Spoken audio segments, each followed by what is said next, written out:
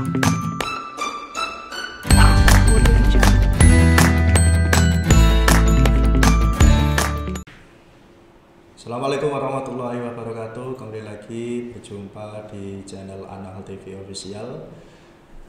Kali ini kita akan belajar dalam mata pelajaran Bahasa Indonesia, dan pada hari ini saya Dimas Maulana sebagai guru Bahasa Indonesia akan menjelaskan materi teks cerita fantasi.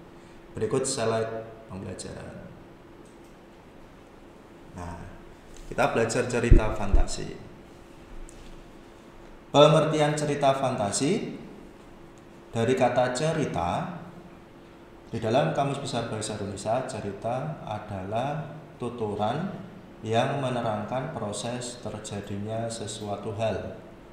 Sesuatu hal tersebut artinya adalah peristiwa atau kejadian. Itu pengertian dari kata cerita. Lalu yang kedua adalah fantasi. Fantasi itu pengertiannya adalah daya pikir untuk membayangkan atau angan-angan atau menciptakan gambar atau lukisan berupa khayalan. Fantasi, kata lain dari fantasi itu adalah imajinasi, ya, atau khayalan.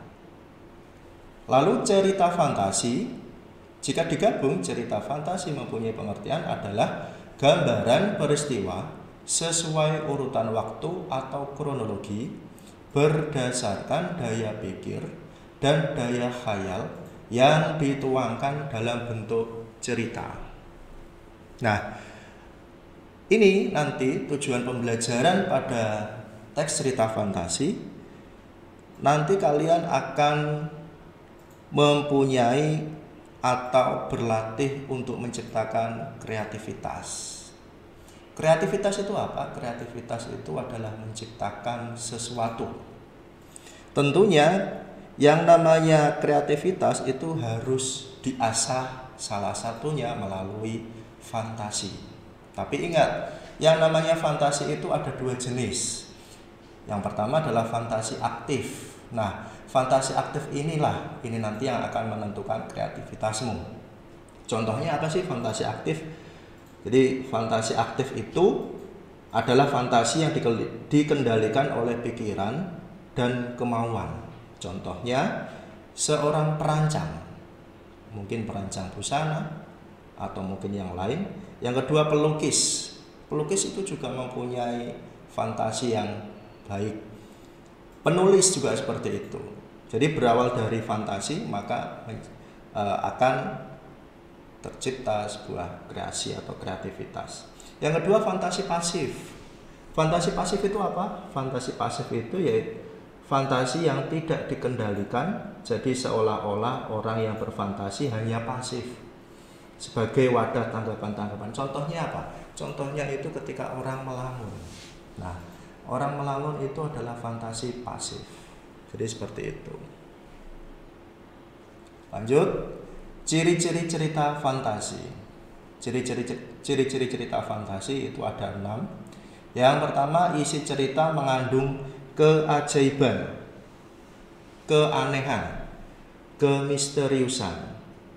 Jadi cerita fantasi itu mengungkapkan hal-hal supranatural atau kemisteriusan, kegaiban yang tidak ditemui dalam dunia nyata.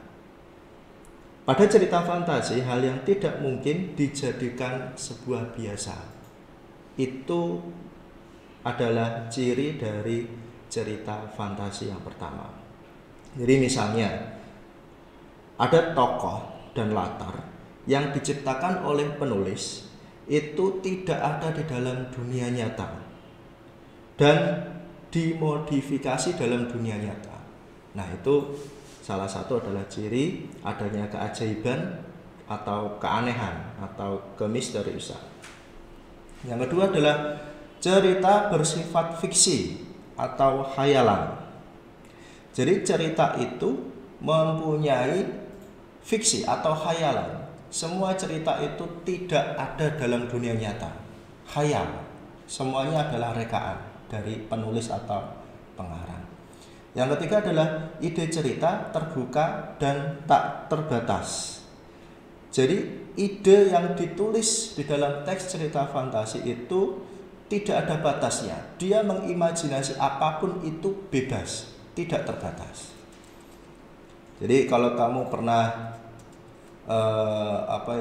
melihat tayangan di televisi, mungkin film kartun atau mungkin film-film adegan yang mungkin tidak ada di dalam dunia nyata, itu adalah sebagian contoh cerita fantasi. Terus yang selanjutnya adalah setting bisa menembus berbagai dimensi. Jadi latar atau setting itu bisa menembus berbagai dimensi. Itu maksudnya kalian bisa sebagai penulis cerita fantasi bisa menuliskan beberapa hal yang intinya itu latar, tempat atau waktu itu kamu ubah menjadi zaman dahulu, diubah menjadi zaman sekarang bisa, atau zaman sekarang kamu ubah menjadi zaman yang nanti yang akan datang. Jadi seperti itu. Selanjutnya tokoh unik atau memiliki kesaktian. Setiap tokoh di dalam cerita fantasi itu mempunyai keunikan atau yang disebut kesaktian. Jadi kalau kamu pernah lihat tayangan kartun Dragon Ball, itu kan salah satu tokohnya yang bernama Son Goku itu mempunyai kekuatan yang besar, ya kan? Yang terkenal dengan kekuatan Kamehameha kalau nggak salah itu. Itu Pak Dimas waktu kecil itu saya suka nonton itu. Jadi itu mempunyai kesaktian. Jadi keunikan tersendiri. Kalau kamu bandingkan dengan zaman sekarang, apakah ada orang yang mempunyai kekuatan Kamehameha? Kan nggak ada. Kalaupun ada, itu mungkin mustahil. Itu editan film. Jadi seperti itu. Yang terakhir adalah gaya bahasa bebas atau tidak formal. Jadi yang namanya cerita itu tidak formal. Bahasanya bebas. Tidak resmi ya. Lanjut. Selanjutnya jenis cerita fantasi. Jenis cerita fantasi itu dibagi menjadi dua. Yang pertama berdasarkan latar cerita. Nah, berdasarkan latar cerita itu dibagi menjadi tiga, mohon maaf. Yang pertama latar lintas waktu masa lampau. Yang kedua latar waktu sejaman. Yang ketiga latar lintas waktu futuristik atau masa yang akan datang. Kamu bisa membuat latar cerita kalau misalnya kamu menggunakan yang pertama latar lintas waktu masa lampau. Kamu bisa membuat cerita itu cerita yang terjadi di masa lampau. Ya, mungkin kamu bisa membuat cerita kisah dari dinosaurus. Itu kamu ubah sifatnya menjadi sifat manusia, itu juga bisa. Terus yang kedua latar waktu sejaman. Latar waktu sejaman itu artinya latar yang terjadi di saat ini. Tempatnya itu di saat ini. Misalnya tempat atau mungkin waktunya terjadi di siang hari, tempatnya di restoran atau mungkin di rumah. Itu latar waktu sejaman. Yang ketiga latar lintas waktu futuristik. Futuristik itu nama lainnya adalah masa yang akan datang. Kamu bisa mengimajinasi atau berfantasi, membuat cerita, membuat latar tempat atau waktu yang akan terjadi. Jadi sebelum kamu terjadi di masa ini, tapi kamu mengimajinasi bagaimana sih nanti latar tempatnya dan latar waktunya di masa yang akan datang. Itu kamu bisa gunakan untuk membuat cerita. Yang selanjutnya adalah jenis cerita fantasi berdasarkan kenyataan hidup sehari-hari. Ini dibagi menjadi dua. Yang pertama cerita fantasi total, dan yang kedua adalah cerita fantasi irisan. Cerita fantasi total itu berisi fantasi pengarang terhadap objek tertentu. Maksudnya pada cerita ini semua yang terdapat pada cerita tidak terjadi dalam dunia nyata. Misalnya nama orang, nama objek atau nama tempat itu benar-benar rekaan pengarang. Ya, benar-benar rekaan pengarang atau penulis.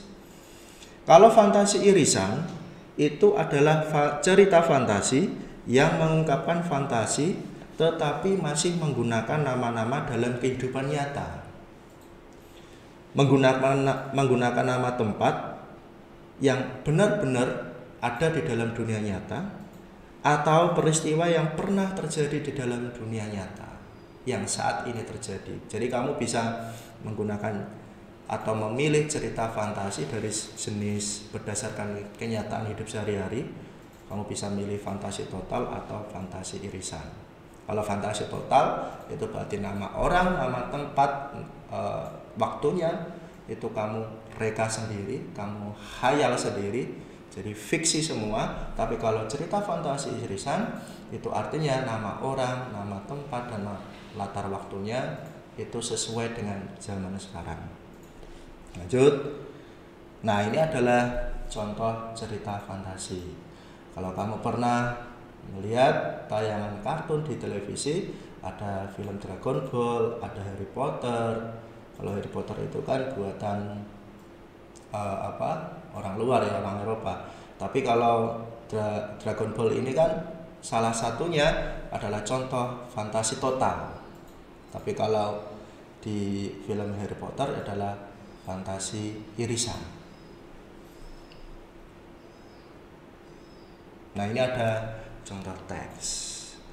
Teks cerita fantasi, coba disimak, yang berjudul Safina dan Pensil Ajaib. Pada suatu hari, hiduplah sebuah keluarga kecil yang tinggal di sebuah pedesaan. Desa itu memiliki suasana yang sangat sejuk dan penduduknya pun sangat ramah. Salah satu keluarga kecil yang tinggal di desa itu adalah keluarganya Pak Anton. Pak Anton memiliki seorang istri dan seorang anak yang bernama Safina. Kehidupan Pak Anton dan keluarganya sangat sederhana. Safina setiap hari pergi ke sekolah untuk belajar agar apa yang ia cita-citakan bisa terwujud. Suatu hari, Safina yang tengah di dalam perjalanan menuju ke sekolahnya, ia menemukan sebuah pensil yang sangat lucu. Karena Safina yang tergesa-gesa pergi ke sekolah, ia mengambil dan menaruh pensil tersebut ke dalam tas tanpa memperhatikannya terlebih dahulu. Safina adalah seorang anak yang pendiam dan penurut. Apapun yang diperintahkan oleh guru dan orang tuanya, ia selalu menurutinya tanpa ada kata penolakan terlebih dahulu. Saat Safina sudah selesai bersekolah, lalu ia bergegas pulang ke rumah dan teringat akan pensil yang ditemukannya tadi pagi sewaktu ia pergi ke sekolah.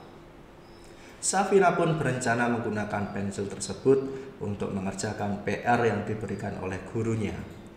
Ketika Safina mulai mengerjakan PR-nya, gambar yang dibuat oleh Safina berubah menjadi nyata. Karena saat itu Safina diperintahkan oleh gurunya untuk menggambar bunga yang ada di lingkungan sekitarnya. Dia sangat terkejut ketika melihat hal ajaib yang ada di hadapannya. Hingga beberapa saat dia baru menyadari bahwa pensil yang ia temukan tadi pagi adalah pensil ajaib. Jadi kalau kamu perhatikan, teks cerita fantasi ini mempunyai sebuah hal keunikan. Apa itu? Ya, pensil ajaib. Kalau kamu memperhatikan di paragraf terakhir ini, ketika Safina mulai mengerjakannya, gambar yang dibuat oleh Safina berubah menjadi nyata. Ini tidak ada di dalam kehidupan nyata. Kalau memang ada di dalam kehidupan nyata, itu berarti cerita fantasi atau cerita rekaan. Ya, jadi memang benar-benar tidak ada. Karena saat itu Safina diberitahu oleh gurunya untuk menggambar bunga yang ada di lingkungan ajaib, lalu keluar atau berubah menjadi nyata, itu kan enggak ada. Pak Dimas sendiri kalau gambar, misalnya gambar hewan, itu tidak akan bisa berubah menjadi nyata. Demikian pembelajaran materi teks cerita fantasi pada pertemuan kali ini. Semoga bermanfaat dan sampai jumpa kembali di channel TV Anahal TV Official. Sekian, terima kasih. Assalamualaikum warahmatullahi wabarakatuh.